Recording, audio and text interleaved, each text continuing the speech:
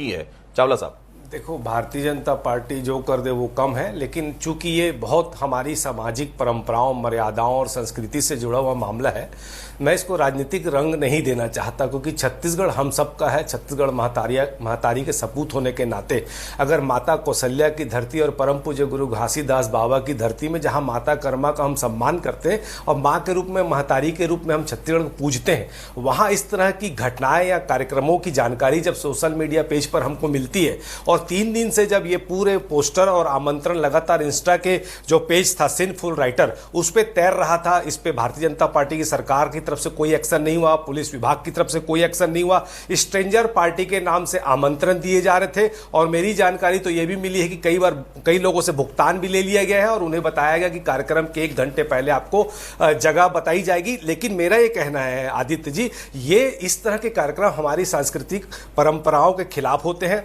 ऐसी कार्यक्रमों से हमारे सामाजिक मूल्यों और मर्यादाओं का अपमान भी होता है, हमारी सामाजिक शालीनता का उल्लंघन भी होता है, और संविधान के अनुच्छेद 19(2) में भी शालीनता व नैतिकता का उल्लंघन करने पर प्रतिबंध की हमको छूट दी गई है, और आईपीसी की धारा 294 के तहत साइबर क्राइम के रूप में भी आता है। पर दुख ये होता है कि 3 दिन से साइबर क्राइम के रूप में इन्होंने कुछ भी नहीं किया, क्राइम ब्रांच ने कुछ भी नहीं किया। आज जब 2 लोग अपनी सफाई देने एसपी ऑफिस में गए, तब उनकी गिरफ्तारी की गई। अभी तक ना आईपी एड्रेस ट्रैक किया गया, ना कार्यक्रम का आयोजन करता कौन था।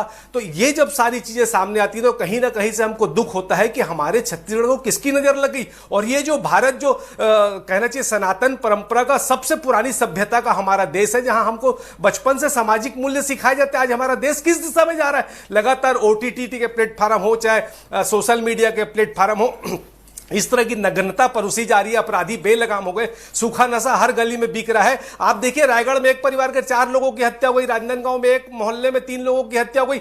400-500 नाम है, कहते हैं ड्रग पेडलर जो पकड़ा है नव्या मलिक कांड में, वो 400-500 लोगों में कई बड़े रसूखदारों के बच्चों का भी नाम है। अभी तक पुलिस वो नाम सामने नहीं ला रही। तो क्या आम आदमी का जो पुलिस ट्रैफिक चालान करती है, उनके नंबर प्लेट के फोटो खींच के उनके घर में जो उनका पक्ष जाने बगैर जो चालान भेज रहे, क्या पुलिस सिर्फ इतना ही करेगी कि मुखबिर जितना बता देंगे उतना ही करेगी? बढ़ते अपराध पे ना पुलिस का कोई यहां पे पकड़ है, ना भारतीय जनता पार्टी की प्रशासनिक पकड़ है, और इसीलिए लॉ एंड ऑर्डर भी बेलगाम होगा। इसीलिए इस तरह की घटनाएं। और अंत में एक बात और कहना चाहता हूं कि मुझे कहीं ना कहीं से ऐसा लगता है कि इसके पीछे कोई फाइनेंशियल फ्रॉड तो नहीं था, कि पार्टी होनी नहीं थी, पर इस तरह के आमंत्रण पोस्टर दे दिए गए ताकि युवा पीढ़ी उसमें भटक जाए और उसके तहत भुगतान हो जाए और फाइनेंशियल क्राइम भी हो जाए। इस दिशा में भी पुलिस को ध्यान देना चाहिए। पहले